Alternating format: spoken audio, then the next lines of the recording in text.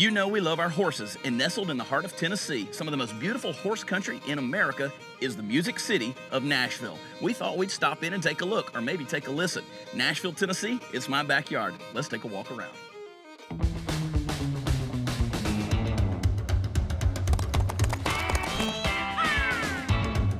Please tell me you're getting this. No. That has changed your life good. I feel like Jesus is in the room. I can't find a stopping place. That was a photo finish.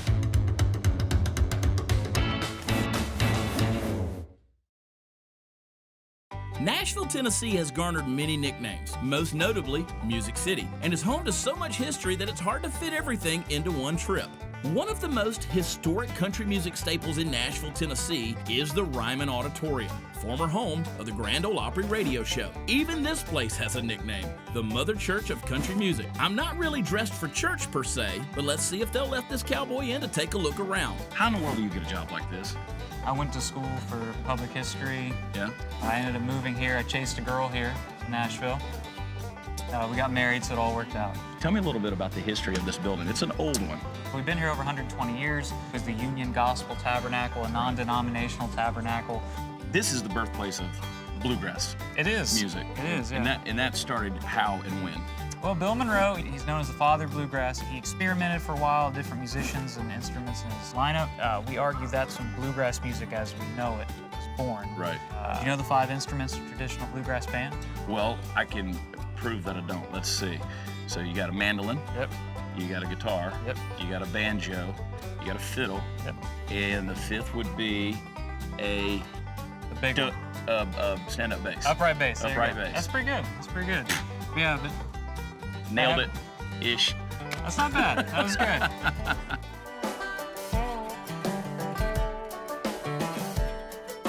So it was a church for how long? I think our most common question we get on our tours is when did it stop being a religious center? And it's one of those things that you could argue never. Music performers, do they enjoy coming to the Ryman? They do. It's one of those neat things. A lot of people just get excited about the venue. They get excited about being here. And just, I think it's just from the list of people that have already been here. Sure. It's known for its music, but a lot of other things have happened in here as well. I've had 2 American presidents here. Teddy Roosevelt and Howard Taft are both here. A wide variety of performances. You know, there's a lot to see. It kind of overwhelms you a little bit. What are some things we need to see? Can you take us some places and maybe show us a couple of the exhibits? I sure can. I have a brand new exhibit back here we'll take a look at. Let's go take a look.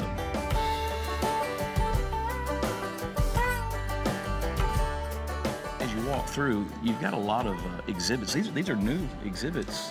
Yeah, we just underwent a big multi-million-dollar renovation, Right. and as a part of that, we updated the museum. Well, you got a lot of really cool pieces in here, and I know this one, we talked a little bit about the Grand Ole Opry and it having its home in here. Tell me a little bit about this exhibit. So this is called the Mother Church Country Music, which was a term given to the radio show. Probably my favorite thing on display here is that D28 Martin. I don't know if you're a guitar guy or not. Sure. But that was Johnny Cash's guitar that Sun Records actually bought for him. Oh, no kidding. Yeah, he needed a real guitar. Y'all have like a special room somewhere where you just keep a bunch of stuff that nobody ever sees?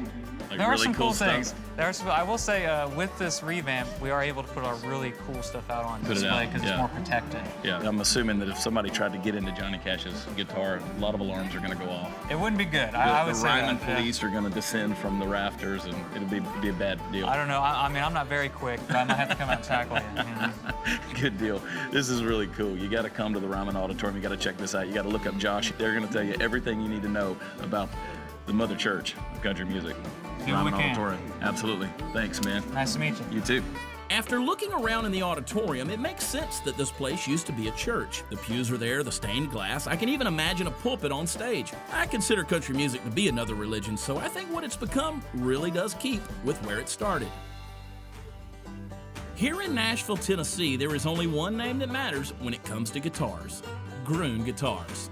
I was welcomed into the shop by the president of the company, Eric Newell. Y'all are right downtown on Broadway for a long, long time, and it was kind of a landmark. How long have you been in this location? We've been here for 2 years now. 2 years. And why did you make that change? Well, downtown has become an extremely highly populated tourist attraction, to It's say the least. basically Mardi Gras in Tennessee. Yeah. Every night of the week, which is a lot of fun. You got to admit, it's a Oh, lot sure. of fun. How did you get started with Groon? About 10 years ago, I came in and took over the repair shop, kind of reorganized that and restructured it and made it into more of a profitable operation. How many times did you see something come in and go, oh my God, how am I gonna build this? How am I gonna create this, repair this? Continually. We have the ability to restore instruments, pre-war instruments, pretty much anything that we purchase or consign. So you're telling me if Pete Townsend bangs his guitar on stage, shatters the thing, you guys can put it back together? Within reason. I mean, within reason. We'll sell him a new guitar and tell him this is what you broke on stage. So quicker solution. You got to be careful when you're a rock star. Gruen Guitars is celebrating its 45th anniversary, and there have been many instruments that have made their way through the shop. The owner, George Gruen, personally appraises the instruments that come in and decides which ones are worth a few $1,000s and which are worth upwards of several $100,000. This is Nashville, so people, they care a lot about their instruments. They're professional musicians. How many, celebrities are coming to Gruen? Yeah, we do see our fair number of high-profile folks come in here. It's pretty common. George Gruen started in 1970, and you figure a lot of the artists that were kind of emerging at that time, they were just getting started. They weren't famous back then. Well, they came to George to get their instruments. Okay. He's maintained a friendship with all these folks ever since, so that's part of why they're regular customers. I've discovered that he's easy to find on Twitter. Yeah. So, hey, here's what I want to do. I want to walk around the shop a little bit. I want you to show me a couple of things, and I want to ask you a few questions about a couple of different instruments, okay? Okay, sure. All right, let's take a walk. All right.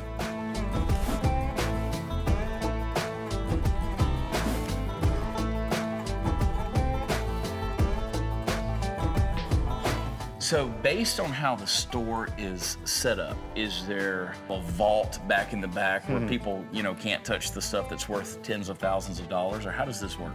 Well, basically, all of the instruments down here are below $10,000. Below $10,000. Well, the fact is, we do carry things that are like within a price range for everyone. So we have instruments as inexpensive as $800 or $1,000. Sure. Where do these guitars come from? Well, a lot of the instruments that we acquire come through, we execute a lot of appraisals for folks. We have an online appraisal service at our website, guitars.com. We've been in business for a long time. Sure. We got the name first. Yeah, you can. This might have been in someone's family for 60 years, and they didn't really pay much attention to it, and they started thinking, I wonder what this thing is worth. I'm going to go and find out by getting an appraisal done, and George will handle the appraisal for them. Suddenly they find out it's worth $30,000, $40,000. Maybe they don't want to hang on to it. Maybe they want to guide that to the next owner, and so we will basically purchase sell one of my kids.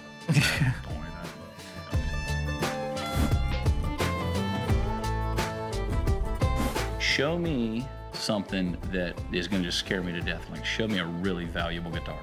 This is $23,000. Okay. Well, this is considerably more valuable. Okay. This, obviously, $195,000 is pretty special. $195,000. You guys have some incredible instruments here. Yeah, thank you. Yeah, absolutely. Very proud of Thanks each for and taking every us one. on a tour. Yeah, Hey, glad you came by. I'm afraid to move at this point. I'm surrounded by history and legacy and